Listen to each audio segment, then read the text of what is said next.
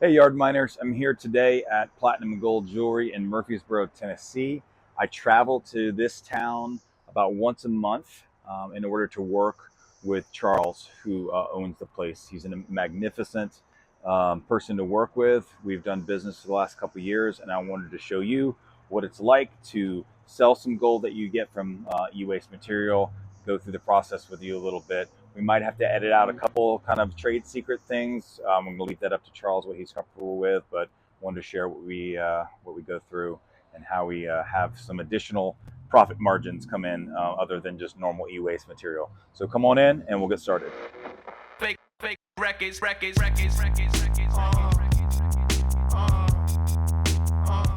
Hey everyone, this is Charles, and we're going to be going ahead and going over the gold from the e-waste. We're going to keep the weight out of it, but basically we have it in this bag, and he's going to weigh it, scan it, and kind of see what the purity is, and we'll keep you posted. So we're doing a scratch test.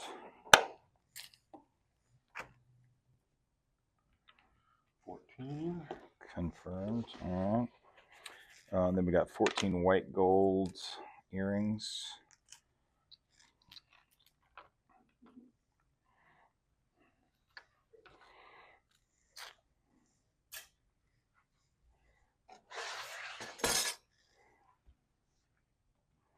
All right, and then I also have some sterling. Some cups here. This is everything marked. Now, what do you do about if there's a bell in it? It's not a weight, it's just a bell. I'm sure it's not sterling. Do I need to cut it open, or? So it's probably pretty minute. Like it might be half of a grain. Okay. Yeah, I'm not really worried about that per se. Okay. Oh, this is.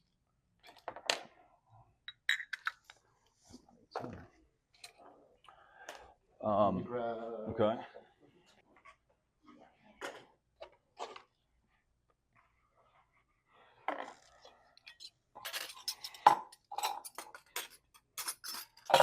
So this does not look silver to me, but it was in the same collection, and it's got the same thing on it, so I don't know. Yeah, I don't think it is.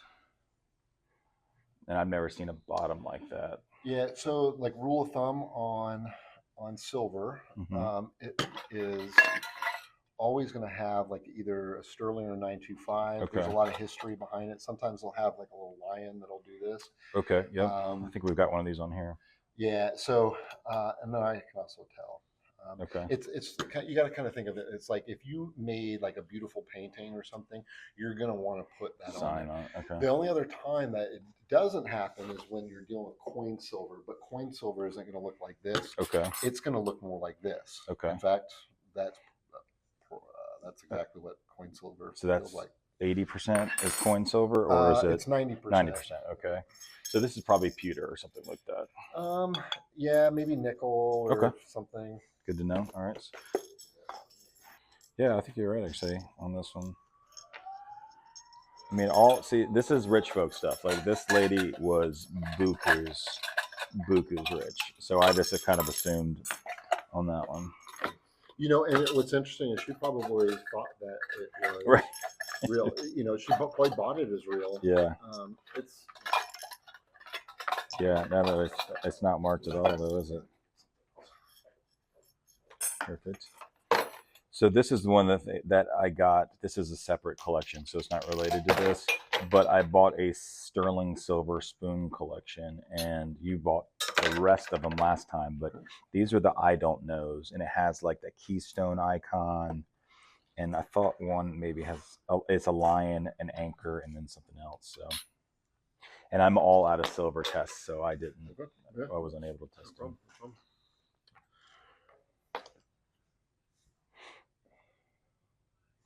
Feel that, right? How heavy that is. It's all from computer chips, CPUs.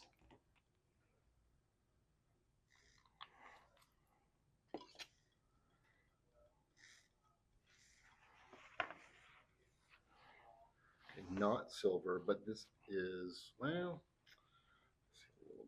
do you use the silver or the 18K test? Silver. Okay. don't see any red. We'll test it on the analyzer, but this Okay. is what coin silver looks like. Okay, cool.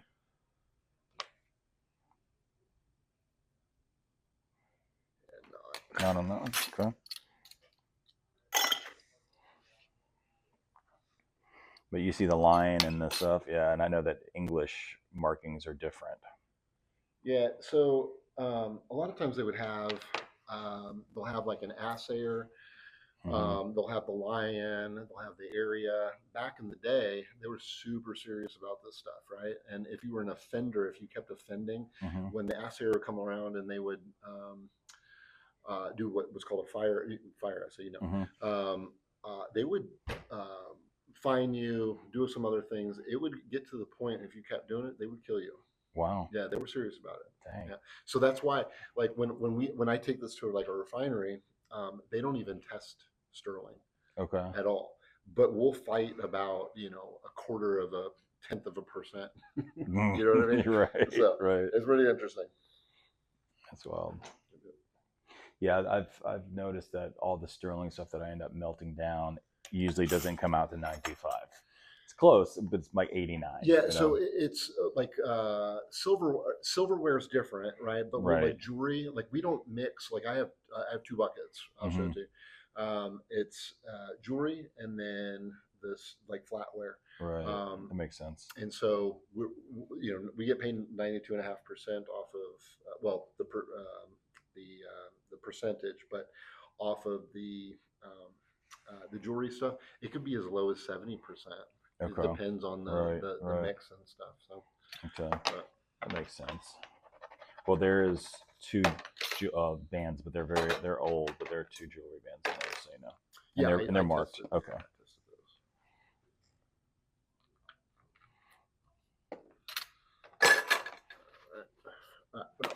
Sweet. So that really concludes the gold and silver buying. Since we're at a excellent jewelry store as well, I wanted to make an order. And do you mind kind of sharing just the basic how it works in general? Yeah, so this is what's called a thermonitron X-ray fluorescence gun. It uses X-rays to analyze all the precious metals that are in this. I can tell literally like the copper, the silver, the nickel, like you name it. I could put a gemstone on this and it'll tell me the elements that are the metal elements that are in this. And so like, for example, like a tourmaline, if we wanted to figure out if it was like a Paribas tourmaline, we could see what percentages are in there to get that. But with gold, this is buying gold. This is necessary. So with 60 seconds, this is within 0.02% of fire assay. And that's like the gold standard that's been for thousands of years as far as gold is concerned. And so after 1 minute, this is 24 karat. Nice. It's 99.86. Okay. 1 minute. That's pretty darn impressive. Okay. Good to know. Yeah.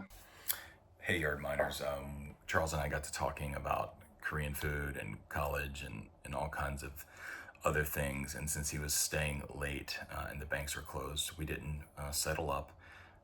We're going to do that on the 1st when he gets back into town.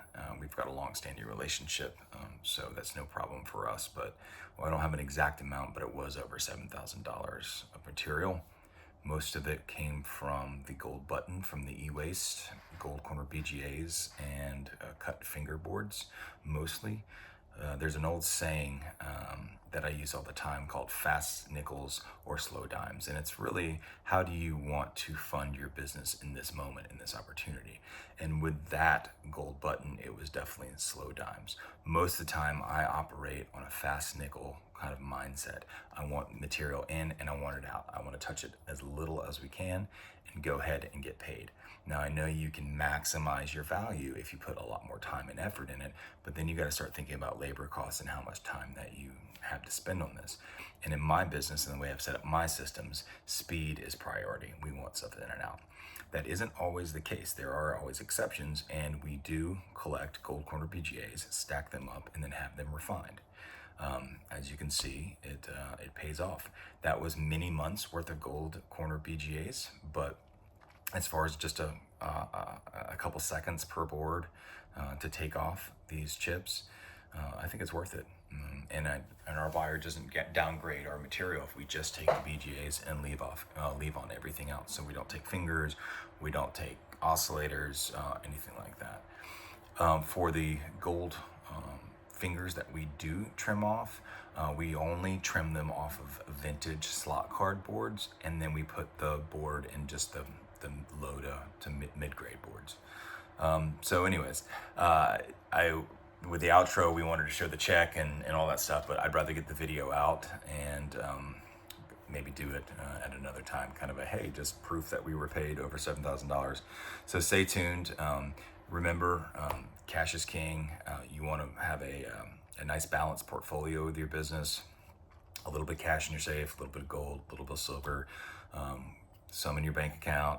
If you're into the crypto stuff, it's not a bad idea to have some of that as well. And we'll be talking more and more about this in the future. But I hope you enjoyed the process of seeing what it's like to sell to somebody, a gold buyer. This one happened to also own a jewelry store, and I picked up some lovely rings that I had made, and so I kind of 2-for-1'd it. But hope you enjoyed it, and if you did like this kind of material and you want more of what Charles has to offer as far as scanning gold and looking at purity and walking you through the process, please let us know in the comments, because really we're taking our best stab in the dark on what the kind of content you're interested in, and we won't really know until you say.